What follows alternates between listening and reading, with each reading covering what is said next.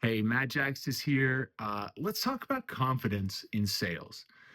We all know that it will make or break you. We know what it's like to have those high confident weeks and days where you're riding high. And we know what it's like, at least I do, to have those massive dips where, man, nothing's working right. I don't trust myself to sell well, to close well, and that doesn't feel good. And it certainly doesn't help your commission. So I want to get into the science, some of the best strategies that I've tested and seen tested to make the sales process easier via confidence. Confidence literally means to have in trust. It means from Latin with faith, con fide. So to have confidence mean that you trust yourself, you have faith and belief in yourself to perform at a high level. Results are going to be a combination of competence. Do you actually have the skills, know what it takes to actually get the job done, plus confidence. If you have competence but no confidence, not going to work. If you have confidence but you don't have the skills, that's also not going to work. And ultimately, you won't have very much confidence long term. So we have to, of course, have the skills. But today I want to talk about backing that up with the inner belief. So let's start with, I'll tell you this, the times I've been closing 300,000 plus per month, making great commission, have been when I've been at my most confident. And the times when I've had a bad week and again, let it shake my confidence and spiral into lower performance, that's what we want to avoid. So the beauty of confidence and why it matters so much, it's not just about feeling good, but it actually causes you to access parts of your brain, the prefrontal cortex, the creative thinking parts, be present on the call, be logical, be more articulate, all the things that you're going to need to really be effective, be able to troubleshoot, triage, rebut, show up and be a strong consultant on the sales conversation. So it's not just about the feeling good. Yes, that matters. You want to enjoy the process, but it literally translates to a healthier, more productive brain and mental state. All right, first rule of confidence comes from one of my mentors, Brian Johnson. It's do what you said you would do. DWYSWD. And I'm always telling myself this. Every action you take is either a vote for who you are. It is a vote for who you are. It's either a vote that, yes, I trust myself. When I set an intention, I'm going to follow through and get it done. Or I'm going to set an intention, but maybe I'm not going to get it done. So you're either building your confidence with every action you take or you're degrading it. So when you do what you said you were going to do, when you follow up with that prospect, when you said you're going to follow up with them, when you um, do the sales training that you said you're going to do, when you, it doesn't matter. And it goes outside of sales too, because it all swirls together. When you take out the trash because you told your wife you're going to take out the trash, when you pick up the kids, when you go to the gym, and because you said, today I'm going to the gym no matter what, every time you do what you said you would do, you are casting a vote of confidence, increasing your self trust and belief. So, the first principle building confidence in any part of life, but definitely sales, is do what you said you would do. Okay, second principle of building confidence, equally as important. And this, a lot of people have said this. David Goggins calls it his cookie jar. One of my mentors and idols in confidence, his name is Nate Zinsser. He's actually the longtime mental performance coach for West Point Academy, the great military academy. He's worked with dozens of professional athletes, collegiate athletes, Olympic athletes. And what he knows from his studies and experience is whether it's athletics or sales or business, but you have to build your mental bank account. So think about it this way.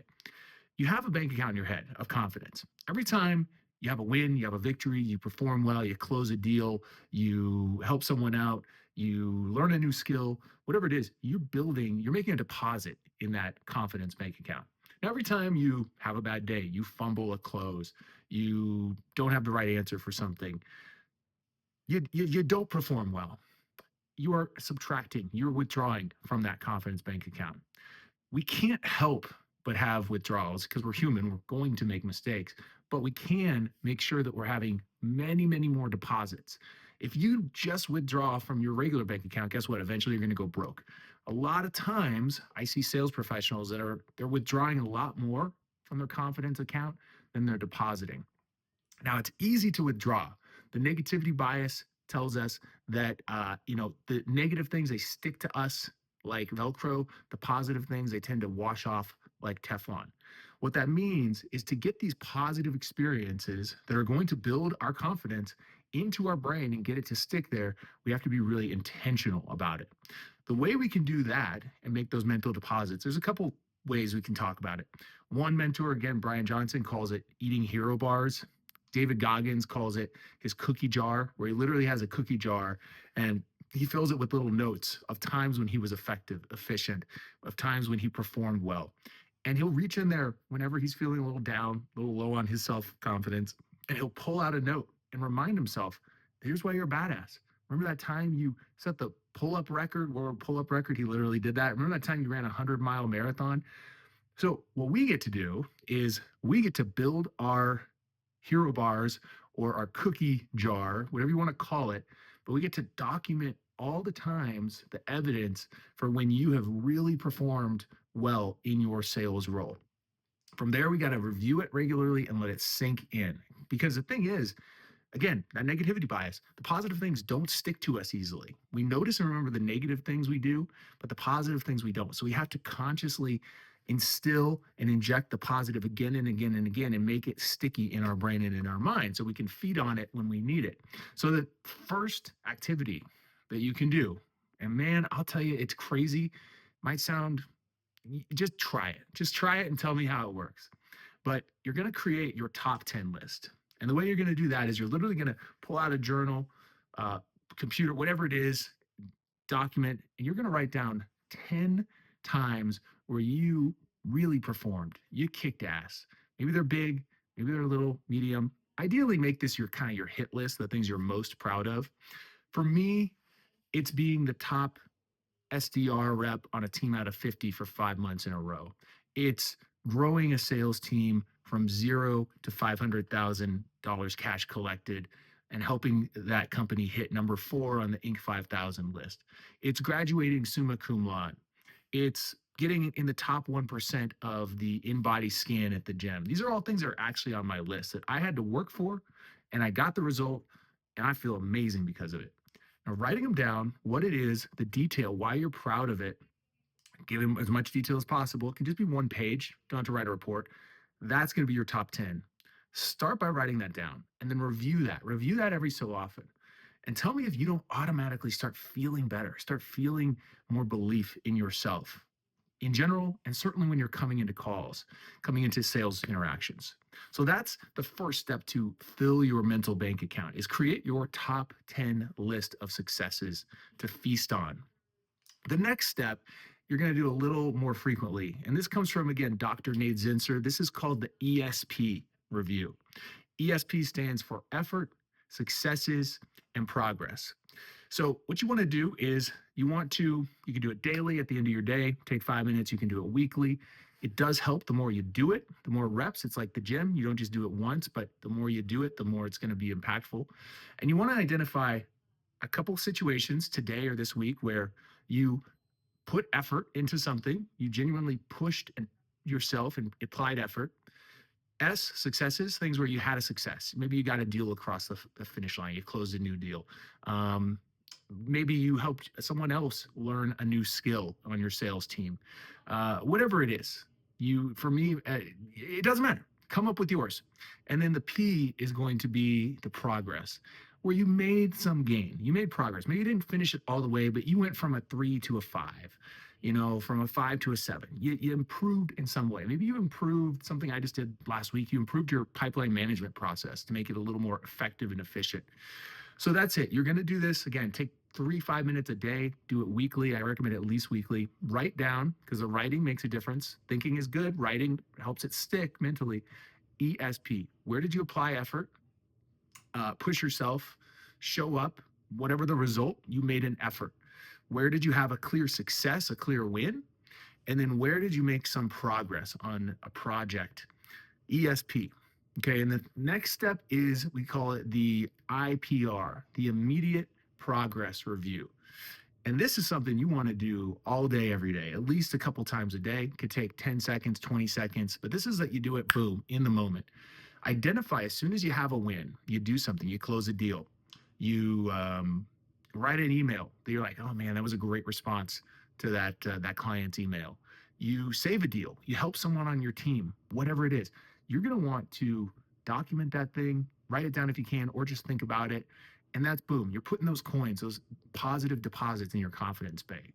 But you got it, it doesn't just happen automatically by having that experience. That's why we have to do these activities. We have to give it a way to get sticky and stuck in our memory and our brain. So that starts to build our internal narrative and belief system.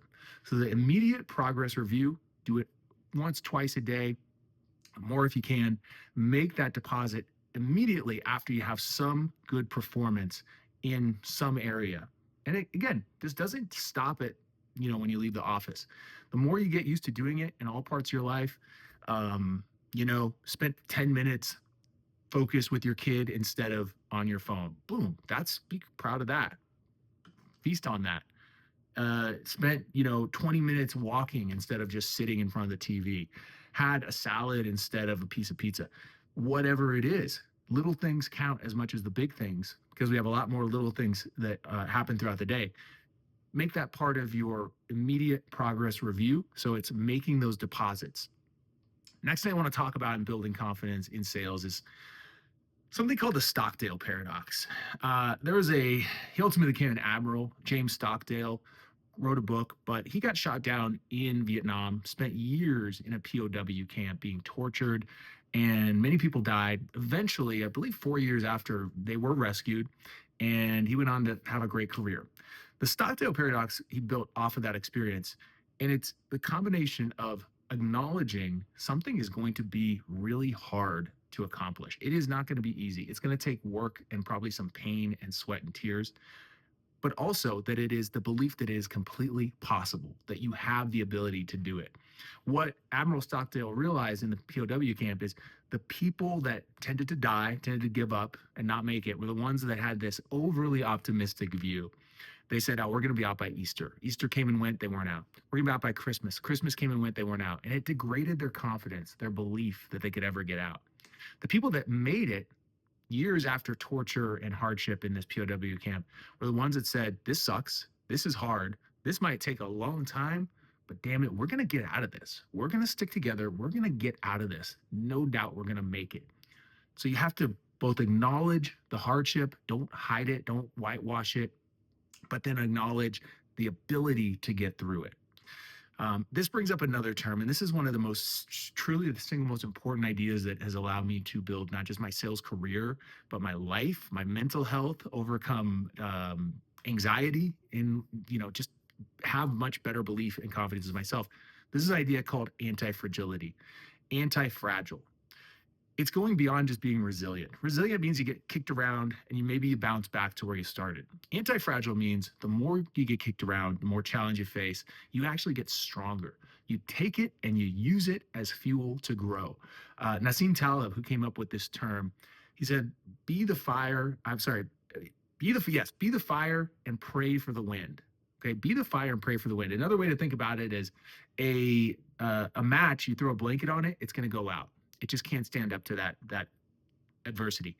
A bonfire, you throw a blanket on it, a chair, a car, it's just going to keep growing. It's going to eat those challenges and use them for fuel. So the challenges, just like in the Stockdale Paradox, are non-negotiable. Life is hard. Life involves suffering. You can't get away from that. Sales, we know it's hard. We know it involves struggle. But by acknowledging that and then choosing to take that, and how you relate to that is going to determine if that builds you up or breaks you down, builds your belief in your confidence or breaks your belief in your confidence. So practicing that mindset, accepting the challenge, accepting the hardship, accepting you're going to have hard days. You're going to have days where you don't even feel good. You don't even feel confident. You miss, 10, 15 deals in a row. You see yourself go from the top of the leaderboard to the middle, maybe even lower down than that. Great. This is real. That's happening. Acknowledge that reality. And then ask yourself, what am I going to do about it? Am I going to wallow? Am I going to let it spiral even further down? Or am I going to use this as an opportunity to learn, grow, improve? That is a mindset of a competent and confident sales leader and high achiever. A couple other things I just want to talk about is when you're in a slump. Okay, so we want to build confidence, but we also want to recover from slumps quickly. You're going to have mental dips. You, me, we're human.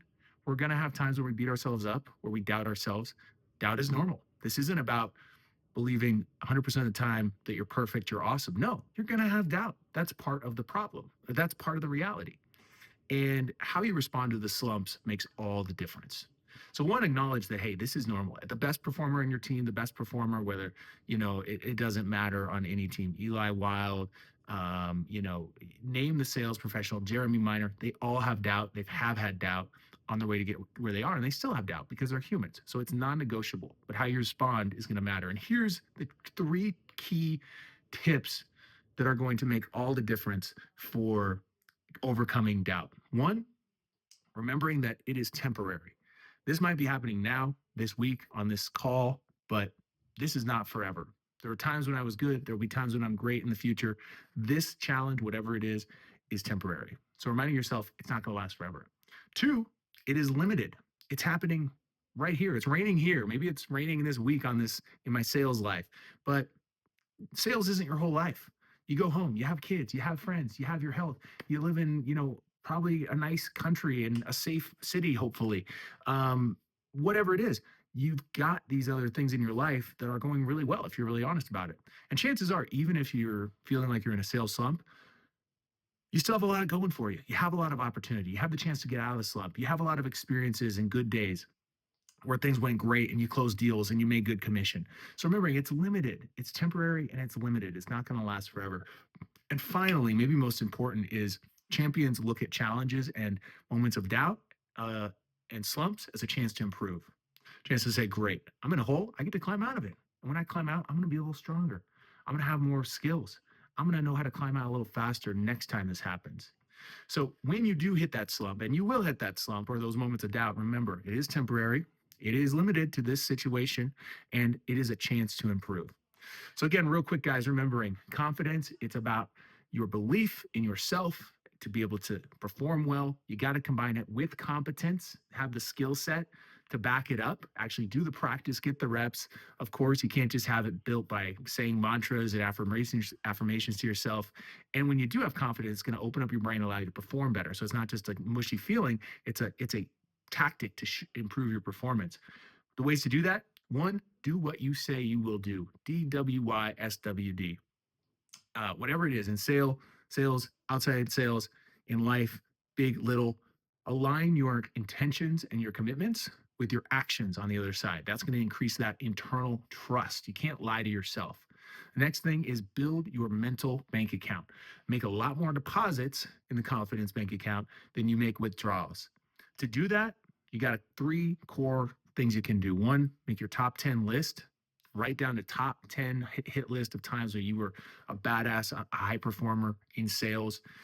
Next, the ESP, the effort, success, progress.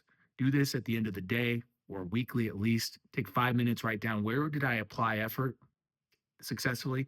Where did I have clear successes and wins? And then where did I make progress? Where you went, from a 3 to a 5. You move the needle up. And then the final thing is the IPR, immediate progress review. This is where immediately after you have a positive high performance moment, you're gonna feast on it. You're gonna internalize it. You're gonna let it sink into your brain so that it naturally becomes what you think about and who you are. And all you got to do is just acknowledge it, say, hey, I did well, awesome, celebrate in that moment, take 10, 20 seconds, and then move on. The more you do these things, again, it's a workout, it's a mental workout. The neuroplasticity, the mind is much like a muscle. It changes and grows based on your thoughts and what you do with it. So you got to continue putting it through its paces. You're never done. And then Stockdale Paradox and antifragility. It's going to be hard. It's going to be a challenge. Plus, intense belief that you can get it done. And antifragility is choosing to take every challenge and not just get through it and recover, but allow it to make you stronger. And then when you fall in those slumps, remember, it's limited, it's temporary, and it's a chance to grow. So that's it, guys. Let me know how you applied this or any other tricks and tips you're using for your own confidence to build it, things that you like. Of course, this is not an exhaustive list, but I have tested this. I use these things every day. I've built teams, sales teams, doing millions of dollars a month. And these are all core fundamentals that I teach. And the people that are doing the best inevitably tend to be using these strategies more often than not. All right.